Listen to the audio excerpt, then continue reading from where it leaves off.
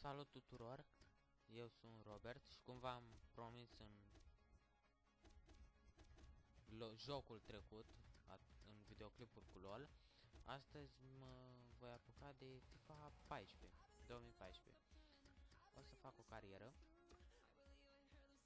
cu o echipă română, m-am decis să fac cu Steaua București, adică da, o să aleg Steaua.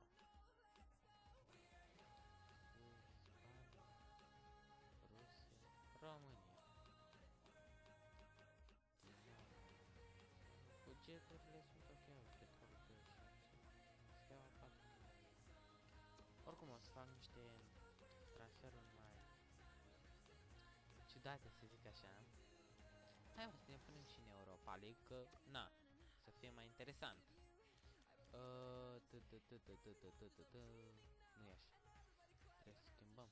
Nu ne place. Nu ne place. Și dacă nu avem echipă română pe aici, nu? Nu merge să ne punem. Nu, chiar nu merge să ne punem. Păcat. Păcat. Chiar aveam de... Oh, ne-a băgat în Champions League. Mai bine, nu? Jucăm în Champions League. Și așa Steaua anul ăsta se califică. Aici ne numim cum se numește și canalul de YouTube, RMS România. Dacă vreți, vă puteți abona pentru mai multe. LOL, FIFA și Metin 2 și poate cine știe.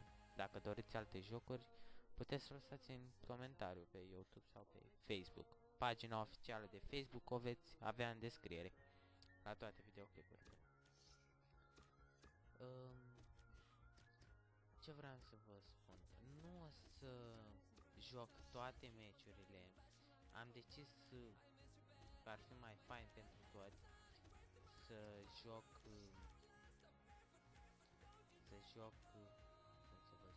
să joc doar meciurile importante, adică nu importante, dar mai faine, pentru că nu vrei să vezi Steaua cum se bate cu, nu știu, Botoșan, înțelegeți? Și n-am nimic cu Botoșan, e o diferență mare. Așa, momentan nu avem bani de un transfer wow, dar haideți să căutăm ceva frumușel, nu? Stai un pic, așa, Portugalia, asta. Fără așa, transfer, dând să căutăm play-urile. Zalele.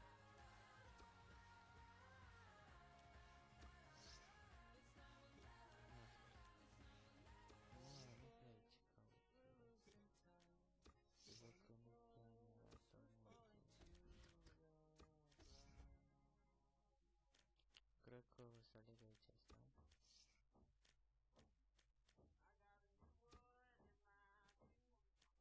România. Da, sunt sigur. Ok.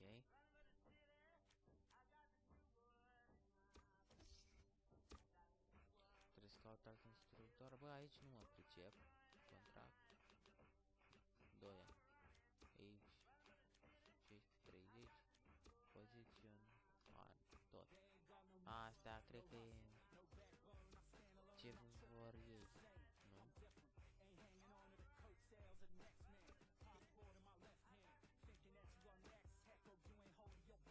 Ok. O să mă opresc în filmat și când dăm de un meci mai puternic o să pornesc filmat, ok?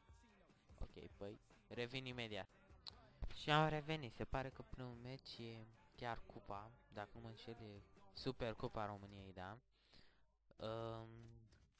Și primul meci chiar o să-l filmăm. Să vedem ce avem pe aici. Oh, scala ca e rănit. Dacă n-ai stat mă cum ce să fac. Stanciu intră în locul lui. Chiar nu știu în locul cui. O să-l pun în rezervă. Pe Facare nu, chiar nu. Nu mai mă tentează pe Facare. Am bătrânii, nu mai pe Facare, ce a fost categorie. Și în locul lui Tănase cine e mai? Ia să ne uităm. Iancu, nu, Iancu. Mai ne învăța până le pe Tănase, hai să fim serios. Stanciu, Adi Popa să nu joace.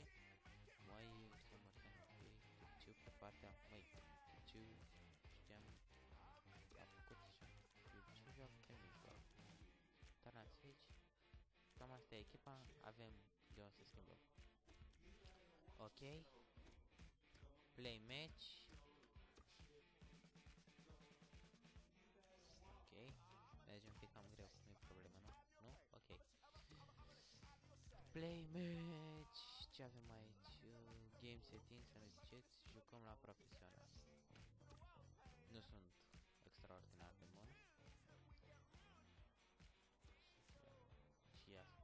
Trebuie să dai greu. Mai bine nu dau. Și cum trebuie să dai mă așa? Îmi o dă pe poartă, nu merge. Nu merge două. Poate trebuie să dau pasul. Da, mă, trebuie pas. Iau, uitați. Hai, Cristiano, Chipciu, Popa, Adi Popa, Seru, Tănas, nu-i nimic, Steaua e pe val, Repeliță, oh, nu pot eu să e chiar jucător de Tallinn. So it's the big day for the manager. N-are cum să fie cu ăla așa. Din prima. Nu cred, deci nu cred. Deci, fai, se vede, n-am mai jucat de mult timp. Scuze. Mai nimic cu Digi. Hai. Fine. Bine, haide. Du-te, Chipciu. Bine, Chipciu.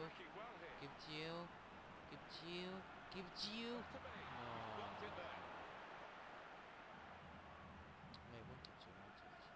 Chiar și mai bun. Hai, Adi. Bine. Pintili. Ăsta care a ratat meciul cu Astra în finală. Pintili, dar a ratat urât, a dat peste poartă de 2 metri. Ca să nu se vezi. Nu se arată mult de acolo. Că la valoarea lui nu a scăzut. Mai ales în profesional. Ați spus da, și în România emoție. Că ce să mai scrie Champions League de... Deci, faza cu emoțiile chiar nu merge, chiar.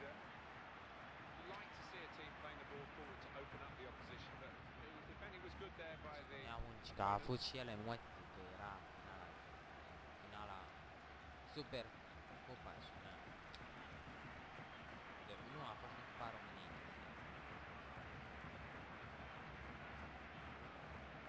Dar ce s-ar fi întâmplat dacă Steaua a luat campionatul și ar fi luat și cupa României? S-ar mai fi jucat super cupa sau i-ar fi dat-o direct Stelea? Dacă știți,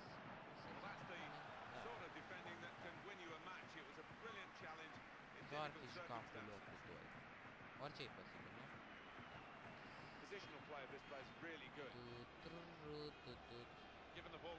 Bine, Repeliță. Asta e mai pozitiv. Suntem toți buni la FIFA așa.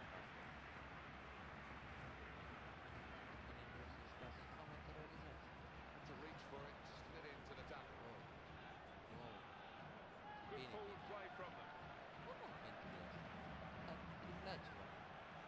Hai că e și frumos. Oh, măi, Repeliță, măi. Hai că suntem puși. Hai, Gardoș, am încredere în tine. Oh, și la Tovlevici. Fucking. Bine ăsta. Nu știu cine a dat-o. Cred că a dat-o... A dat-o cineva. Oh, bine. Ce-i de capul? Dacă mi-au gol, penalti. Fuck! Idiot, e vina mea, știu că e, îmi dă și galben. Perfect. Mama, hai. Hai, portar. Nu, o dă pe mijloc. Presimt eu că o dă pe mijloc. Sunt sigur. Adrian Moto. Motolito. Bă, acum și a pierdut în meciul cu asta. Da? Ok.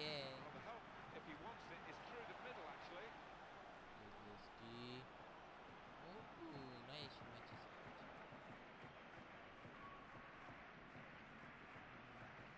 Serios, chiar nu. Mai am și de învățat. Ok. Noroc. Mai dădea un gol. Da? 2-0, bravo. Nu tu. Nu, dar golurile nu.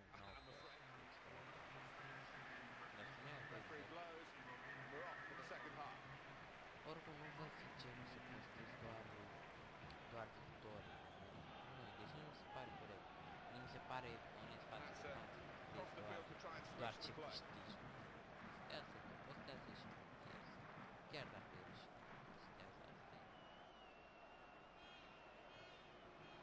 Poate cine știe, poate un fan vrea să te vadă cum pierzi, vrea să vadă, să văd și eu pe ăsta cum pierde, mă. Să văd cum își arde nervi. Hai, hai.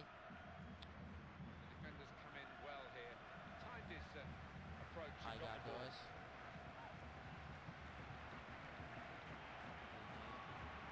Hai, haide, bă, m-a faultat acolo, vreau faul. Du-te, du-te. Doamne, ce-și bate așa. Bine, bine, Tănase. Tănase, Tănase, Tănase, Tănase, Tănase, Tănase o pierde! Extraordinar! Cristi Tănase! Ce-a făcut să pierde? Serios. Era un aeroport. Și l-am văzut și l-am văzut. Băi, ia.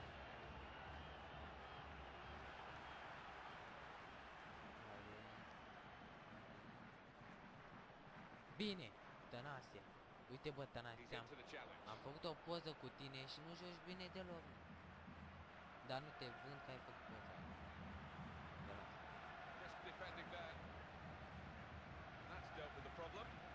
Bine, bine, bine, bine, bine, bine, bine. Bă, Tănase, dacă dai gol... Cristi Tănase! Ce gol! Wow! Wow, uitați-vă și voi. Wow, fix sub bara l-a băgat. Na, genii. Bravo. Tot așa. Bă, ce mai ajut de bă să egaleze și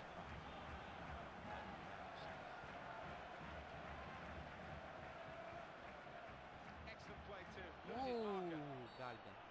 Nu-i Gardoș, te rog, nu Gardoș. Fucking. Ok, asta nu e. Nu e ok. Nu, nu, nu.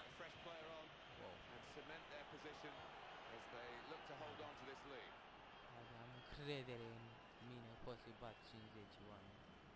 Tănase, mai faci și tu vreo minune ceva. Bine. Hai mă că joacă Tănase. Frumos. Du-te. Nu-i nimic, tot frumos afară.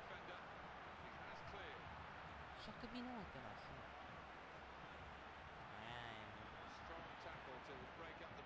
Mâine, poi mâine îl fac un dacă Tănase. Dar ce are? Bun băiat. Cel puțin aș juca cel mai frumos.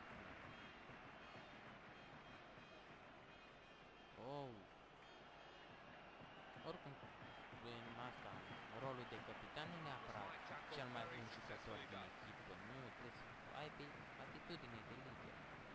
Atitudine de boss, n-ai de boss. Hai, hai, hai.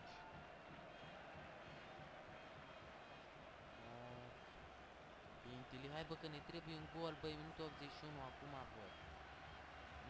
Nu cred, nu. Băi, îmi pare rău dacă nu.